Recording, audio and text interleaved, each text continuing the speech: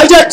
এই কর্মসূচিতে দেখতে যারা যোগ দিয়েছে, আমাদের দল ক্ষমতায় নাই, টেন্ডারবাজি নাই, চাঁদাবাজি নাই, এই প্রতিকূল পরিবেশে এখন আমাদের জন্য মূলত হচ্ছে ঝড়, শীতকাল, প্রতিকূল পরিবেশ। কিন্তু আমাদের এনসিপি স্যাক্রিফাইসিং নেতাকর্মীরা এই প্রতিকূল পরিবেশে তারা বসন্ত আনতে তারা সক্ষম হয়েছে। এটির জন্য চট্টগ্রামের যারা দিনরাত পরিশ্রম করে যাচ্ছে, চট্টগ্রামের নেতাকর্মী যারা আছে, তাদের সবার প্রতি আন্তরিক কৃতজ্ঞতা জানাচ্ছি। আজকে যারা এনসিপিতে যোগ দিয়েছেন, আপনাদের যথার্থ একটা বিষয় বলছি, আপনারা এমন একটা পরিস্থিতিতে যোগ দিয়েছেন, আপনারা এমন একটা পরিস্থিতিতে এনসিপিতে বসন্ত নামিয়ে এনেছেন যখন সারা দেশে কাল বৈশাখী ঝড় চলছে, রাষ্ট্রীয়ভাবে কাল বৈশাখী ঝড় চলছে। বিএনপি সরকারে এসে তারা সংস্কার বিরোধী একটা অবস্থান নিয়েছে। আমরা ওয়াসিম যে জায়গায় রক্ত দিয়েছে, আমরা ওয়াসিমের রক্তের যে শহর, এই শহরে আমরা দাঁড়িয়ে আছি। অত্যন্ত দুঃখজনক বিষয়, ওয়াসিম, আবু সাইদ, মীর মুগ্ধরা যে কারণে রক্ত দিয়েছিল, বিএনপি ক্ষমতায় এসে সেই জায়গা থেকে তারা পিছিয়ে আসছে। প্রিয় চট্টগ্রামবাসী, বিএনপির অসংখ্য নেতা কর্মী আমাদের কাছে এসে দুঃখ প্রকাশ করে, ভাই দলটার জন্য 17 বছর নিজের অর্থ দিয়ে, শ্রম দিয়ে, পরিশ্রম দিয়ে জেল খেটেছে দলটার জন্য। কিন্তু আজকে দুঃখ হয়, এই বিএনপি হচ্ছে হাইজ্যাক হয়ে গিয়েছে আওয়ামী লীগের দ্বারা।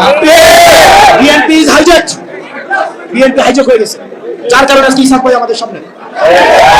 বিএনপি নেতা কর্মীরা এসে দুঃখ প্রকাশ করে, আমরা কাদের জন্য শ্রম দিলাম, আমরা কাদের জন্য এই রক্ত, শ্রম, ঘাম আমরা কোথায় দিলাম? তাদের লক্ষ লক্ষ নেতা কর্মী যারা জুলুম খেটেছে, তারা মামলার জর্জরিত ছিল। বিএনপির নেতা কর্মীরা অবর্ণনীয় নির্যাতনের মধ্য দিয়ে গিয়েছে। অত্যন্ত পরিতাপের বিষয়, বিএনপি তাদের নেতা কর্মীরা যেই বাংলাদেশের স্বপ্নে তারা এই জেল জুলুম খেটেছে, বিএনপি এই স্বপ্ন থেকে অনেক দূরে চলে গিয়েছে।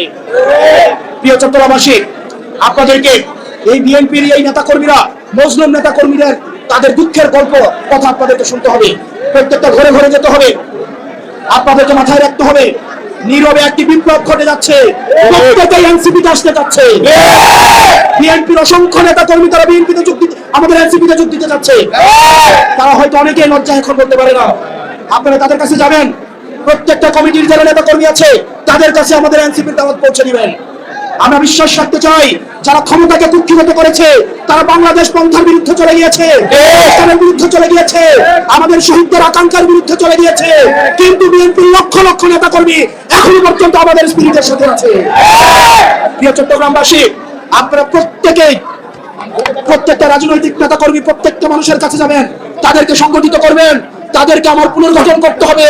এই পুনর্গঠনের মধ্য দিয়ে আমাদের যে অনাকাঙ্ক্ষিত বাংলাদেশ কাছ থেকে যে স্বপ্ন থেকে আমাদেরকে পিছিয়ে নেওয়া হচ্ছে, সেই বাংলাদেশ অবশ্যই আমরা অর্জন করবো ইনশাআল্লাহ।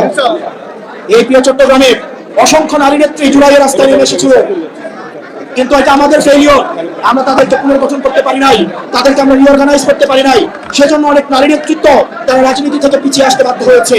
সেজন্য নারী নেতৃত্বের মধ্যে যারা আছেন, আপনাদেরকে অনুরোধ করবো, চিটগংয়ের যে নারী শক্তি রয়েছে, নারীদের মধ্যে যে নেতৃত্বের যে ক্ষমতা রয়েছে, দক্ষতা রয়েছে, আপনারা প্রত্যেকটা নারীর কাছে যাবেন, তাদেরকে পুনর্গঠিত করে, রিঅর্গানাইজ করে আমাদের বৃহত্তর যে লক্ষ্য, আমাদের পুনর্গঠিত বাংলাদেশের যে লক্ষ্য, এই লক্ষ্য নারীদেরকে আপনারা অংশগ্রহণ করাবেন।